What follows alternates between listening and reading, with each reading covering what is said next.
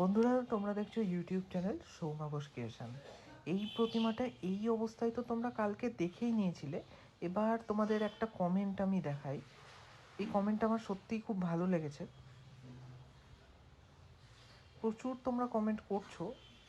এই তুফান পট্টনায়ক দাদা বোধহয় আমাকে লিখেছে যে দাদা তুমি একটু পাহাড়ের অংশগুলো একটু কালো করো, আমার মনে হচ্ছে যে ঠাকুরেরগুলো মিশে মিশে যাচ্ছে, মানে কাটছে না। আর এটা কিন্তু আমার একদম একটা ঠিকঠাক কমেন্ট লেগেছে। আর সত্যি আমার মনে হচ্ছিল আমি যে ওই হাইলাইটের জন্য সাদা বরফের পোর্শনগুলো দেখিয়েছি, ওইগুলোর জন্য কিন্তু আমারও মনে হচ্ছিল যে ওই সাদা রঙগুলোই বোধহয় বেশি চোখে চলে আসছিল। তার জন্য কিন্তু আমার প্রতিমাগুলো একটু হলেও মিশে মিশে যাচ্ছিল। আর তার জন্য কিন্তু আমি ওই দাদার কথা শুনে, এবং বুঝতেই পারছো, এরকম করে একটু কালো সেড লাইট দিয়ে ফেলেছি গোড়ায় গোড়ায়। আর দেখো এই সাদা রঙগুলো কিন্তু আমি মিটিয়ে দিচ্ছি। আর সত্যি সাদা রঙগুলো এমনি করে কালো দিয়ে আমি মিটিয়ে নিচ্ছি এই তীর ধনুকের কাছের যে রঙগুলো। আর সত্যি কিন্তু এটা কেটে বেড়াচ্ছিল আস্তে আস্তে। মানে তীর ধনুকটাও যেহেতু আমি এই সাদা রঙের ওপরেই রেখেছি, তো সেহেতু কিন্তু সাদা সাদা মিশে কিন্তু সব এক হয়ে যাচ্ছিল। তো আমি কিন্তু হালকা করে কালো রঙটাকে একটু জল দিয়ে পাতলা করে, অ্যাক্রেলিকই রঙ কিন্তু জাস্ট একটু পাতলা করে এরকম জায়গায় জায়গায় জায়গায় জায়গায় তার চারধারে কিন্তু ডার্ক শেডটা দিয়ে নিয়েছি। আর মানে আমারও এটা চোখে লাগছিল, কিন্তু আমার সাপোর্টে বলার মতো কেউ ছিল না। তো দাদার মেসেজটা, মানে কমেন্টটা দেখে আমি ভাবলাম না, এটা তার মানে সত্যিই চোখে লাগছে বিষয়টা, এটা ঠিক করতে হবে। তো এটা এমনি করে আমি কিন্তু কালোর সাথে হালকা খয়েরি রং মিশিয়ে বা কালো রং মিশিয়ে ডার্ক লাইট করে তোমার এমনি করে আমি কিন্তু শুধুমাত্র প্রতিমার ধারগুলোই এই সেটটা আমি দিয়েছি। নোটিস করো ভালো করে, শুধুমাত্র প্রতিমার ধারে ধারে, যাতে প্রতিমাগুলো কেটে কেটে বেরিয়ে আসে। মানে এত রঙের মধ্যে ওই প্রতিমার দিকে চোখ যাওয়ার আগে পাহাড়ের ওই যে আমি রং ইউজ করেছি এখান থেকে ওখান থেকে সাদা রং, হাইলাইটগুলো, সেগুলোতেই বেশি চোখ যাচ্ছে। আর সত্যিই তাই, একটু একটু করে এরকম ডার্ক করে নেওয়ার পর আমি জাস্ট একদমই সরু একটা তুলি নিয়েছি। আর দেখো তোমরা কীভাবে আমি রঙটা ইউজ করছি, জাস্ট ওপর ওপর ওপর ওপর একটু করে টাচ দিয়েছি ব্ল্যাকের। আর সত্যিই ব্ল্যাক রং করার পর কিন্তু গোটা বিষয়টা কেটে কেটে বেড়াচ্ছিল। আর এটাও আমি শিখলাম যে ওরকম হাইলাইট দেওয়ার তার মানে সব জায়গায় দরকার হয় না। আর হাইলাইট দিলে ওই হাইলাইটগুলোই তখন চোখে চলে আসছে। যেহেতু আমার প্রতিমাটাই এতটা ছোট, সেহেতু অল্প হাইলাইটেই আর কি কাজ চলবে। আর ছবি আঁকার মতো করেই আমি কিন্তু ব্যাকগ্রাউন্ডটা পুরো বোল্ড বোল্ড বোল্ড বোল্ড করে চাপাই, মানে একদম রাফ চাপানো থাকে, দূর থেকে দেখলে ওটা ভালো লাগে এক কথায় দেখতে। তো আমার পেন্টিংয়ের স্টাইলটাই এটা। তোমরা যারা আমাকে রেগুলার ফলো করো তারা হয়তো আমার পেন্টিংয়ের স্টাইল সম্বন্ধে জানোই, যে আমি কী করে রং চাপাই বা কিছু। দেখো কোনো মানে পার্টিকুলার শেপ সাইজ কিচ্ছু নাই, শুধুমাত্র বোল্ড বোল্ড করে চাপানো আছে, এবং জায়গায় জায়গায় হাইলাইট দেওয়া আছে, জায়গায় জায়গায় ডার্ক শেড দেওয়া আছে। তো এমনি করে কিন্তু আমি কালো আর খয়েরি জাস্ট একটু একটু করে নিয়েছি। আর এই গণেশের দিকেও ভালো করে ডিপ লাইটটা করে নিয়েছি, ইঁদুরটার চারপাশে একটু ডিপ লাইট করে নিয়েছি, তাহলে ইঁদুরের সাদা পোর্শনটা, মানে সাদা ইঁদুরটা আর কি ফোকাস হবে, কেটে বেরিয়ে আসবে।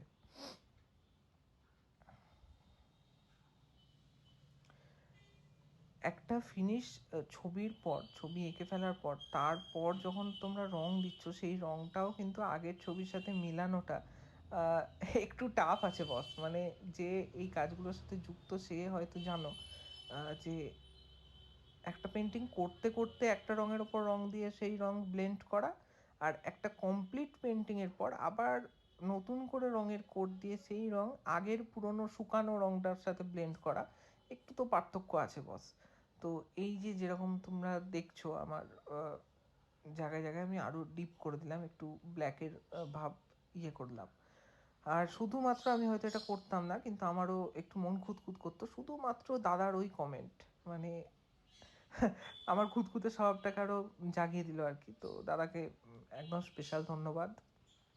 আর আমারও মনে হচ্ছে এই হাইলাইটগুলো একটু মিটিয়ে দেওয়ার পর, সাদাগুলো একটু অফ করে দেওয়ার পর, একটু ডার্ক শেড বাড়ানোর পর কিন্তু প্রতিমা ভালো লাগছিল এক কথায়। মানে আগে যা ছিল তার থেকে কিন্তু বেশি ফোকাস নিচ্ছিল। শুধুমাত্র কালো রং আর খয়েরি রংটা আমি ইউজ করেছি এই হাইলাইটগুলো মেটানোর জন্য আর একটু ডার্ক শেড দেওয়ার জন্য।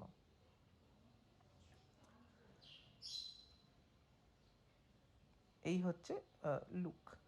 তো এবার ধরো রং যখন ধরেছি, আমার খুটখাট আরও দু একটা কাজ একটু করতে হতো, আর এই জায়গার এই সাদা পোর্শনটাকেও আমাকে একটু মেটাতে হতো, কারণ এটা একটু অতিরিক্তই চোখে চলে আসছিল গোটা বিষয়টার মধ্যে। তো আমি একদমই রংটাকে শুকনো করে নিয়ে, মানে তুলিতে জাস্ট রং, জলের পোর্শনটা নাই আর কি, মানে তরল রংটা নাই, জাস্ট একটু তুলিটা শুকিয়ে যাচ্ছে এই অবস্থায় তুলিটা জাস্ট একটু সাদার উপর ঘষে ঘষে দিয়েছি, এবং এতে শুধুমাত্র হাইলাইটটাও থাকলো, অথচ সাদার ভাগটা কিন্তু মানে অফ হয়ে গেল আর কি।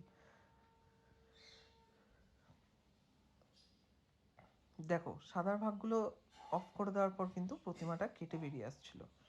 তো কাজ যখন করছি এই সাদা পোর্শনটা নিয়ে, এই যে উপরকার বাকছালের যে লোম লোম ব্যাপারটা, এটাও কিন্তু আমি দু একটা সাজেশন দিয়ে নিয়েছি লোমের। দেখো এটাতে দেখতে আরো ভালো লাগছে। এটাও কিন্তু আমি প্রথম লটে, মানে প্রথমবার ফিনিশ করার সময় কিন্তু এটা দিয়েছিলাম না। এটা কিন্তু আমার পরে যখন আমি রং ধরলামই তখন দেখলাম এই ছাট কাজগুলো কেনই বা বাদ থাকছে। আর একটার পর একটা ধরো পাহাড়ের ওই হাইলাইট মেটালাম, এইটার হাইলাইটগুলো দিলাম আর কি, সাদা লোমের মতো যে ব্যাপারটা। আর তার সাথে দেবো আমি একটু সূর্য আর আকাশটায় হাইলাইট।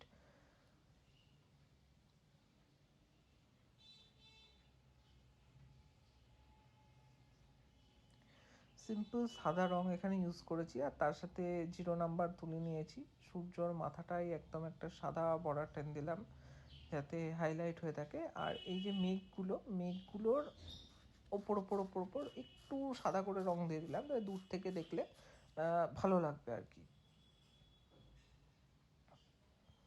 জায়গায় জায়গায় দিয়েছি, জায়গায় জায়গায় দিইনি, খুব সরু তুলি দিয়ে জাস্ট একটু এরকম মানে মেঘের শেপ দেওয়া আর কি।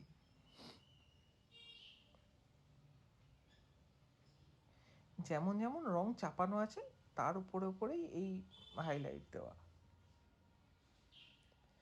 দেখো এতে মেঘে আলাদা একটা ফিনিশিংও চলে আসছে। আর কৈলাস পর্বতটা তো কাছ থেকে যা লাগছে কি বলবো, নিজেরই লজ্জা লাগছে, কিন্তু দূর থেকে দেখলে বেশ ভালোই লাগছে। কারণ পুরোটাই ধরো দাগ দাগ দাগ দাগ করে আঁকা রয়েছে, জাস্ট রঙের দাগ কাটা আছে গোটা পর্বতটাতে, তোমরা দেখলে বুঝতে পারবে। কাছ থেকে তো আমি দেখাচ্ছি কীভাবে কি এঁকেছি, জাস্ট আর বলার মতো না কিছু। তো এই দিকেরও এই মেঘগুলোই আমি হালকা হালকা সাদার হাইলাইট দিয়ে রেখেছি, যাতে দেখে মনে হয় যে না, মানে করা আছে অনেক কিছু কাজ। এতক্ষণে মোটামুটি আমার এই পিকচারটার কাজ শেষ। আর এবার কিন্তু আমার মানে কাজ সেট করে নেওয়ার পালা। তো যেটার ভিডিও তোমরা অনেক দিন দেখতে চাও, তো আজকে যেহেতু এই কাজটা পার্সোনাল বাড়ি এনে করছিলাম, সেহেতু আজকে তোমাদের আমি পুরোটা দেখাতে পারবো। প্রথমে তো দেখেইছিলে ব্যাকগ্রাউন্ডটা একটা প্লাই ছিল, আর প্লাইয়ের ওপরে এঁকে নিয়ে সেটা আঠা দিয়ে এমনি করে লাগানো ছিল। আর তার চারধারে এই কাঠের যে ফ্রেমটা, এটা কিন্তু দোকান থেকে করিয়ে এনেছিলাম। তো এটা পেরেক দিয়ে আঁটিয়ে দিয়েছি। আর তারপর এই যে ছবি বাইন্ডিংয়ের যে দোকান থাকে আমাদের মেন্টাল হসপিটালের ওইদিকে, বহু দোকান আছে যেখানে ওই ফটোগুলো বাইন্ড করে। মানে আমি জল ট্যাঙ্কির মোড় থেকে কাঁদি বাস স্ট্যান্ডের রাস্তায় যেতে যে দোকানগুলো পড়ে, ওই দোকানগুলোর কথা বলছি। বহরমপুরে যারা থাকো তারা হয়তো জানো। তো ওখানে অনেক দোকান আছে, তোমরা যে কোনো দোকান থেকেই এগুলো করাতে পারো যারা বহরমপুরে আছো। এটা নিয়েও বোধহয় একটা কেউ কমেন্ট করেছিল, আমার নাম খেয়াল করছে না, যে এই বাইন্ডিংয়ের দোকান কোথায় দাদা একটু বলো। আহ, যদি আমার ভিডিও সে দেখে থাকো কমেন্টে জানিও। দেখো আমি তোমার কমেন্টে রিপ্লাই দিচ্ছি। ওটা তোমার জল ট্যাঙ্কির মোড় থেকে কাঁদি বাস স্ট্যান্ড যেতে সেই রাস্তায় পরপর পরপর দোকানগুলো থাকে। তো এই যে ফাইবারের ফ্রেমটা ছিল, ওই ফ্রেমে কতগুলো ওই গোল স্ক্রু লাগিয়ে নেওয়া হলো। আর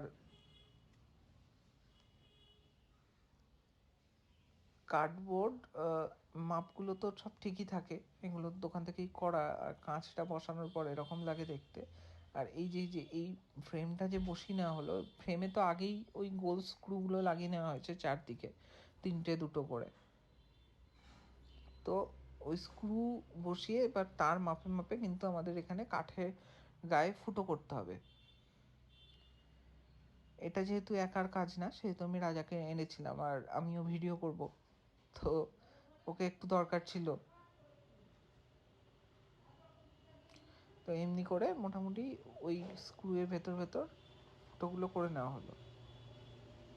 আর এই হচ্ছে কেস, ফ্রেমের গায়ে ওই স্ক্রুগুলোর ভেতর দিয়ে এই গোলমুখ স্ক্রুগুলো ঢুকে মানে তোমাকে টাইট করতে হবে।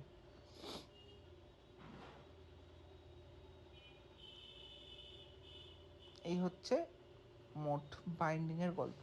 এটা তোমরা হয়তো অনেকেই দেখতে চাও, তো আজকে চলো তোমাদের দেখিয়ে দিলাম। ভিডিওটা ভালো লাগলে হাইপ করতে ভুলো না, কমেন্টের পাশেই বোধহয় হাইপ হাইপ অপশান থাকে, ওটা করে দিও, কমেন্ট করো, শেয়ার করতে ভুলো না, লাইক করে দিও। আর টার্গেট নিয়েছি 1,00,000 সাবস্ক্রাইবার পূরণ করার, তো প্রায় রেগুলার ভিডিও দেব, শর্টস দেব। যারা শর্টস দেখছো তারা বড় ভিডিও দেখো, যারা বড় ভিডিও দেখছো তারা শর্টসের দিকেও নজর রাখো। কাজের আপডেট দিচ্ছি, কারণ এখন ধরো সিজন ঢুকছে, পরপর পরপর পরপর কাজের আপডেট তোমরা পাবে। যারা কাজ দেখতে ভালোবাসছো তারা শুধু দেখো। নতুন অর্ডার নেওয়া কিন্তু বন্ধ রেখেছি, অর্ডারের জন্য কেউ যোগাযোগ করো না, আর কি বলবো, এক হাতে কাজ বুঝতেই পারছো। তো এমনি করে চারদিক বন্ধ করে নেওয়ার পর এমনি করে কিন্তু আমি সেলোটেপ ইউজ করছি। এই সেলোটেপটা ইউজ করা এই জন্যই যে ওই সামান্য যে সরু গ্যাপ থাকে সেই গ্যাপ দিয়ে যেন কোনো রকম ধুলো না ঢোকে, তাই। আর এটা শুধু এমনি করে সেলোটেপ মারা না, গোটা পেছনটাই একদম আমি সেলোটেপ মেরে দিয়েছি, যাতে কোনো পোকা মাকড়সা এর ভেতর দিয়ে কোনো কাঁচ দিয়ে ভেতরে ঢুকতে না পারে। তো পেছন কেউ দেখবে না, কোনো অসুবিধা নাই, সামনেটা ঠিক এরকম লাগছে দেখতে।